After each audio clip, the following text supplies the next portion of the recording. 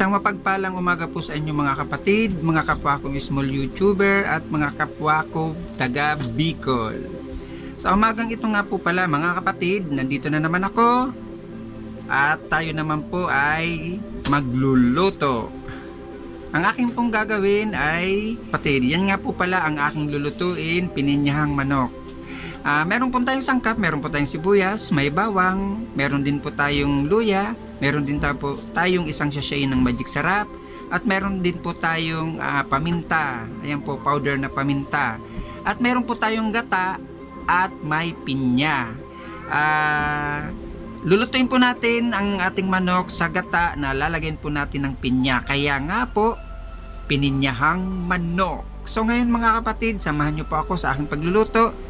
Tara, let's go sa go mga kapatid. Ngayon mga kapatid, binuksan na po natin ang ating kalan at linlagyan na po natin na ng kawali. Ang uunahin po natin mga kapatid ay ang ating gata ng niyog mga kapatid. Yan, gata ng niyog. Paalala po, tulad ng madalas ko pong ipaalala sa inyo, pag once po tayo nagluluto, wag po natin isasama yung pinakapundo po, gawa ng yun po ay kulay brown na at kumbaga baon na rin po siya mga kapatid. So ito na nga mga kapatid, kumukulo na po ang ating gata ng niyog. Ayan po, nakikita nyo na. Lalagyan muna po na natin siya mga kapatid ng asin. Uunahin po natin ang asin mga kapatid, para pag nilagay po natin ang ating manok, may lasang asin na po siya mga kapatid. Konti lang muna po ang ating ilalagay na asin. Ayan po, ang aking ilalagay na asin ngayon ay crack salt. Gawa na nga po, mula pa akong nabiling iodized salt. Ayan, ilalagay po muna natin ang manok.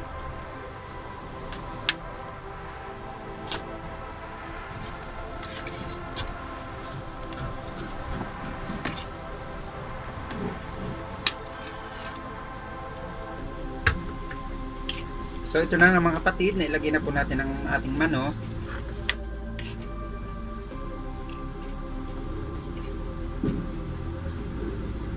Tapos ilalagay na po natin ang ating mga sangkap mga kapatid. Lagay na po natin ang ating bawang, ang sibuyas, at ang luya mga kapatid. Para pangtanggal lang sa po mga kapatid ang ating luya. Dagdag na rin po siya sa bango. Lagay na rin po natin ang ating paminta. Kunti lang po mga kapatid. Pwede rin dami-dami yan. Yan.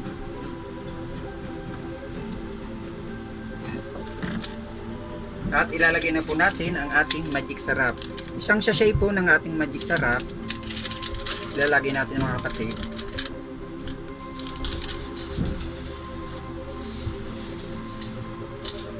Yan. Ipapahuli lang po muna natin na mga kapatid ang ating pinya. Hintay-hintayin lang po natin maluto ang ating manok. Kasi ang pinya po ay hinog na, para madali lang naman po siyang maluto mga kapatid. Yan. Hintayin lang po natin kumulo ang ating manok at maluto. Takpan uli natin mga kapatid. Sa hapon nga pa lang ito mga kapatid, bago ko nga po pala makalimutan, may singit ko na nga po. Shoutout nga muna pala sa aking mga member. Tulad po ng aking napangako sa aking mga member, lagi ko po silang isa-shoutout sa aking mga gagawing regular videos. Shoutout nga pala kay kapatid na Tuning TV, isa sa aking member. Ganon din si kapatid na Rainy Rio, mega love shoutout, isa rin sa aking member. Si Lin U, isa rin po sa aking member. Si Daragang Magayon, isa rin po sa aking member. Ganon din po si kapatid na Dito Sister, mega love shoutout sa iyo, isa rin po sa aking member. Ganon din po si kapatid na Romel Kaiwan, isa rin po sa aking member, mega love shoutout sa iyo. Tigit po sa lahat, mega love shoutout nga pala sa iyo, Ma'am Mila Pray. Isang mapagpalang umaga nga po pala sa iyo, Ma'am Mila Pray. Maraming salamat sa iyo, Ma'am Mila Pray. Ganon din po sa iyo, Ma'am Ruby Ann Vlogger ng Australia. Mega love shoutout nga po pala sa iyo, Ma'am. Ganon din po, kapatid na kambal, mega love shoutout sa iyo kapatid na kambal. Ganon din nga pala po pala sa akin, bagong kaibigan na si Oragon Adventure, mega love shoutout sa iyo. At ganon din po, mega love shoutout din sa iyo kapatid na Ma'am Almires TV. Siya po pala mga kapatid yung nagpadala nga po pala ng 1,000 sa aking kaibigan. Kahapon po nakuha ko po yung 1,000 padala niya at ibinigay ko na po sa aking kaibigan. Sa iyo Ma'am Almeras TV, mega love shoutout po pasala sa iyo at maraming salamat po sa iyo ma'am. Sa iyong ginawang kabutihan po sa aking kaibigan. Maraming salamat po sa iyo ma'am Almeras TV. Isang mapagpalang umaga po sa iyo ma'am. At hihintay-hintayin lang po natin mga kapatid maluto ang ating manok bago po natin ilagay ang ating pinya. Ipahuhuli po natin ilagay mga kapatid. Ngayon mga kapatid, titingnan na po natin ang ating linulutong manok. Kung malambot na po siya at bubuksan na natin. Yan mga kapatid, nakita nyo po, kumukulo na po siya at naglalangis-langis na po ang ating manok. Sa tingin ko naman po ay luto na siya. Ilalagay na po natin mga kapatid ang ating pinya.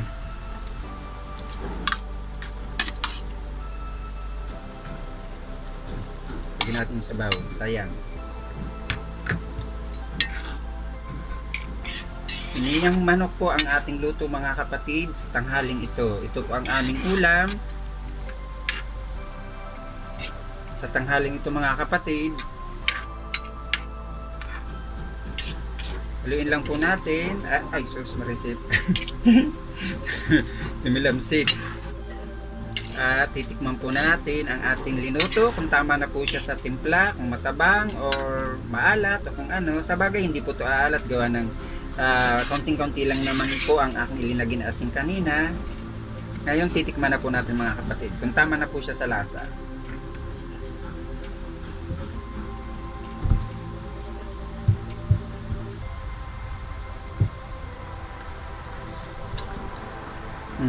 Tama-tama lang po mga kapatid ang ating linagay na asin at ang ating magdig sarap mga kapatid.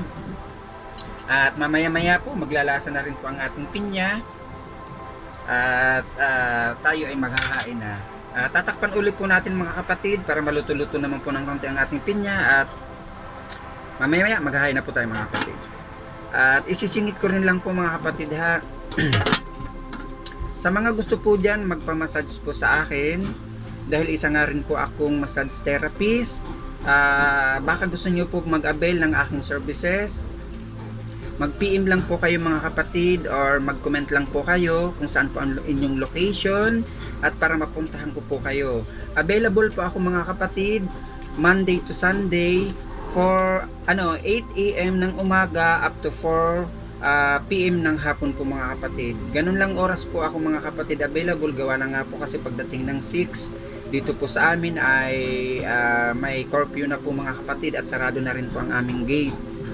Nandun po gate sa labasan, hindi po gate ng bahay ko ha, dahil ako lang po ay nagungupahan mga kapatid. Gate po doon sa amin sa labasan, nakasara na po yun pagdating po ng 6, kaya wala na po sa amin nakakapasok at nakakalabas.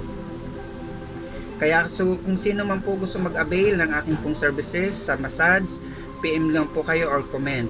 Kahit saan po kayo, saan pong location nyo rito, basta sure lang po na safe ang lugar at sure lang po na magpapamassage po kayo mga kapatid. PM lang po kayo or text lang po kayo. Ilalagay ko po sa aking description box ang aking pong CP number once na po kayo ay magpapamassage. Kahit anong oras po, 8 AM ng umaga to 4 PM ng hapon lang po ako pwede. Kahit saan lugar po pwede ko po kayong puntahan. Kasi kung saan naman po talaga ako nakakarating mga kapatid, dahil on call po akong masahista or on call na massage therapist. Para mapag-usapan din po natin mga kapatid, PM lang po kayo or text lang po kayo about po sa price, kung magkano po ang halaga po ng aking services sa pagmamassage mga kapatid. Avail na po kayo, lalo yung mga taga Metro Manila or along in Cavite, pwede po kayo sa akin mag-text or mag-PM mga kapatid. Dahil nandito pa ako sa Cavite, malapit lang po, lalo yung mga taga Cavite na gusto magpamassage, PM or text lang po kayo. Kahit hindi po yung nasa labas ng Cavite, sa Metro Manila or mga karatig bayan ng Cavite, pwede po kayo sa akin mag-PM or kung po siya kapatid, ang aking services po ay traditional massage mula ulo po hanggang paa, kumbaga hilot po siya, may combination na po siya mga kapatid ng reflex. Pwede ko na po kayong i-reflex, kasabay na po yun doon sa bayad ko mga kapatid sa whole body massage, kasabay na po yun mga kapatid.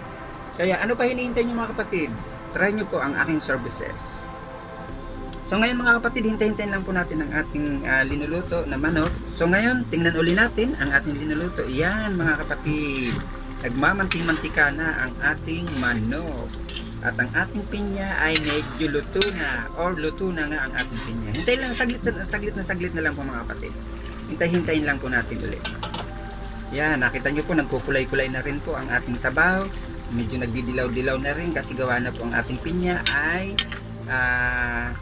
nagkakatas na. Yan.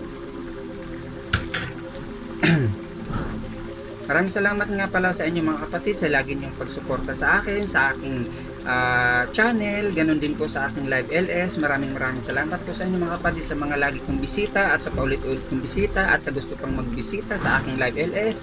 Visit lang po kayo mga kapatid, kwentuhan lang po at tsikahan kumbaga, kumustahan mga kapatid.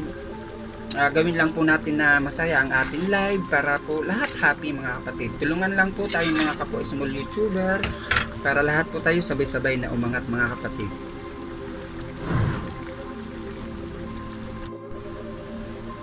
Ito ngayon mga kapatid, okay na po to mga kapatid ang ating pininyahang manok, ang ating ulam sa tanghaling ito. At papatay na po natin ang ating apoy dahil tayo po ay mag-plating na mga kapatid.